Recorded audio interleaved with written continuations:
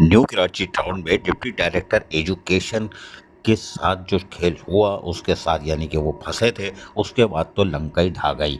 हमने बताया था कि चेयरमैन मोहम्मद यूसुफ ने इंक्वायरी कमेटी बनाई थी और उसके बाद लेटरबाजी हुई थी, और इंक्वायरी कमेटी की रिपोर्ट के बाद उन्होंने कहा था कि मुकम्मल रिपोर्ट के बाद जो है हम बाकायदा अब रिलीव कर रहे हैं डिप्टी डायरेक्टर हुनैन एजुकेशन के थे उनको, और उसके साथ साथ हबीब राजपूत उनको भी वापस लौट आखिरी पे स्लिप दे के मेरा भाई वापस पलट के नहीं आना, अब निकलने में कामयाब हो जाओ। ये दो लेटर निकल गए थे, लेकिन 23 तारीख को एक और लेटर आ गया, 23 अप्रैल को, जो हमें ताख़ीर से मिला।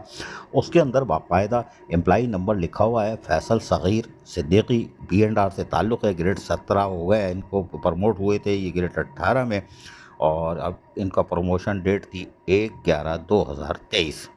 इसी तरह सैयद सफदर अली B&R के ये 17 प्रमोट हुए थे 18 ग्रेड में 1/11/2023। अच्छा, दूसरे ये थे मोहम्मद इरफान MND से ताल्लुक़ है, 11 ग्रेड 17 1/12/2023।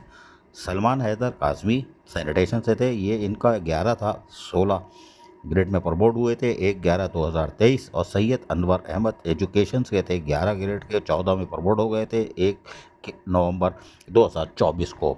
लिहाजा उसके बाद इनको रिवर्ट करने के अहकाम जारी कर दिए गए हैं कि यह वापस इनको रिवर्ट किया जा रहा है। फॉलोइंग जो ऑफिसर थे ये लेटर निकला है, पैरोल वाले जो हैं, जो parole officer new Karachi town, उन्होंने बाकायदा सीनियर अकाउंट ऑफिसर को ख़त लिख दिया है और कहा है कि भैया इनको एंटरटेन नहीं किया जाए, ये जो केस है और इसको हम आपको भेज रहे हैं। वो भी TMC न्यू कराची टाउन के हवाले से उन्होंने ये लेटर लिख दिया है कि इसको प्रोसेस जो करें, अंडर प्रोसेस जो भी है। अब देखते हैं अब क्या होता है। ये transaction in x cadre ETC new Karachi, पता नहीं क्या क्या लिख के इन्होंने भेज दिया पैरोल वाले ने। अब अफसरान तो लग रहा है बुरे फंसे। अजीज़ आरिफ KBS वलियत न्यूज़ कराची।